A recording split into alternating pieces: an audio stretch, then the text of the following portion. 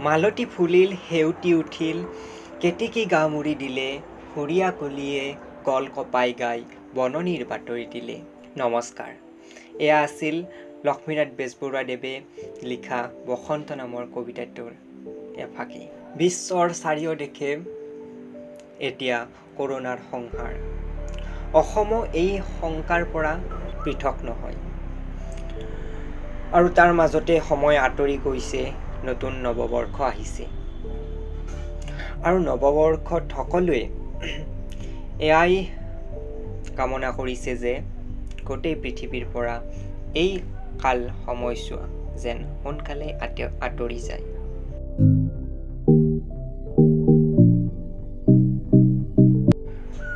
পৃথিৱীৰ সকলো সম্প্ৰদায়ে নিজৰ নিজৰ বছৰটোৰ আৰম্ভণিত ৰং উল্লাহেৰে সকলোৱে উৎসৱ পালন কৰে আৰু আমাৰ জাতীয় উৎসৱ বিহু, সেয়েহে আমি বিহু পালন কৰোঁ। আমাৰ গোটেই দেশখন কৃষিভিত্তিক আছিল আৰু অসমো কৃষিভিত্তিক আছিল। চাৰিওফালে নৈ উপনৈ, নৈপৰীয়া সাৰুৱা মাটি, খাল বিল, পুখুৰীৰ মাছ, এয়াই আছিল অসমৰ পৰিৱেশ আৰু আমাৰ উৎসৱবোৰ সেইবাবেই কৃষিৰ লগত জড়িত আছিল। কৃষি কাৰ্যৰ আৰম্ভণিতে বহাগ বিহু পালন কৰা হৈছিল আৰু শস্য উৎপাদনৰ শেষত ভোগালী বিহু পালন কৰা হৈছিল। কিন্তু এই সময় চক্ৰটো ঘূৰি থাকে আৰু তাৰ মাজত কেতিয়াবা কেতিয়াবা বেয়া সময় আহে আৰু সেই বেয়া সময়খিনি আছিল অসমৰ কাৰণে বানপানীৰ সময় আৰু তেতিয়া কঙালী বিহু পালন কৰা হৈছিল। বিহু বুলি ক'লে ভাবি ল'ব নালাগে যে এয়া সদায় আনন্দৰ উৎসৱ। আমি অসমৰ মানুহে দুখতো বিহুৱেই পালন কৰিছিল।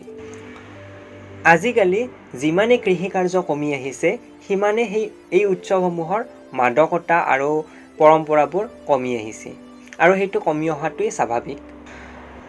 আৰু এতিয়া বিভিন্ন ক্ষেত্ৰত পৰম্পৰা ৰক্ষাৰ স্বাৰ্থতে বাপতি সাহোন বিহুটি পালন কৰা হয়। অৰ্থাৎ সেই খেতিডৰা নাথাকিলেও, কাতি মাহৰ কঙালীয়ে পেটত গামোচা বন্ধাব নোৱাৰিলেও চহৰতে হ'লেও উৎসৱটো পালন কৰে। তাৰপিছত যুৱ প্ৰজন্মৰ মাজত অৰ্থাৎ নতুন প্ৰজন্মৰ মাজত বিহুৰ তেনেকুৱা পৰম্পৰা পালন কৰা দেখা নাযায়। মাত্ৰ মোবাইলৰ পৰ্দাত শুভকামনা আৰু নৱবৰ্ষৰ সংকল্প বাৰ্তা আৰু থলুৱা কাপোৰযোৰ পিন্ধি ফটো। তাৰপিছত বহাগ বিহুত আমি থলুৱাভাৱে হাতীৰ সুৰ বুলি কোৱা উদ্ভিদেৰে ৰাতিপুৱাতে ভৰিত কোবাইছিলোঁ। মূৰত মাহ আৰু পাতে গজা পাতৰ মিশ্ৰণ লোৱা হৈছিল। মুখমণ্ডল আৰু শৰীৰত কেঁচা হালধি সনা হৈছিল। 100 এবিধ শাক অথবা 7 বিধ শাকৰ আঞ্জা খোৱা হৈছিল। এইবোৰ যদিহে আমি বৈজ্ঞানিকভাৱে চাবলৈ যাওঁ, প্ৰতিবিধৰে একোটা সুন্দৰ বিশ্লেষণ পোৱা যায়। এইবোৰ পৰম্পৰা যদিও বা পুৰণি, কিন্তু ইয়াৰ এতিয়াও প্ৰয়োজনীয়তা আছে। কিন্তু পৰম্পৰাবোৰ সময় আৰু পৰিস্থিতি সাপেক্ষে সলনি হৈ আহে। আগতে ৰাতিপুৱা উঠিয়ে খেতি পথাৰলৈ যাব লাগিছিল, এতিয়া সেই পৰিৱেশ নাই। তাঁতশালত বোৱা কাপোৰ, কপাহী কাপোৰ পিন্ধিবলৈ অতি আৰামদায়ক আৰু সেয়েহে কষ্ট আৰু সময় বহুত প্ৰয়োজন হয় এই বস্ত্ৰবোৰ নিৰ্মাণ কৰোঁতে। সেইবাবে যিমানে জনসংখ্যা বাঢ়ি আহিছে, সময়ৰ অভাৱ হৈ আহিছে, সেয়েহে তাঁতশালৰ ঠাই মেচিনে ল'লে আৰু সেই প্ৰয়োজনীয়তা অতি কম সময়তে পূৰণ কৰিলে। ইয়াৰ দ্বাৰা মই মাথো নিজৰ মনৰ ভাৱটোহে বৰ্ণনা কৰিব বিচাৰিছোঁ যে বিহুটি আৰু বিহুৰ লগত জড়িত পৰম্পৰাবোৰ কেনেকৈ কমি আহিছে।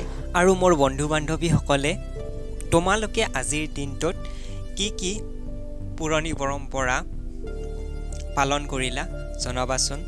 আজিলৈ ইমানেই। শেষত আকৌ এবাৰ ৰঙালী বিহু আৰু অসমীয়া নৱবৰ্ষৰ শুভকামনা জনাইছোঁ। আপোনালোকৰ বহুমূলীয়া সময় দিয়াৰ বাবে অশেষ ধন্যবাদ।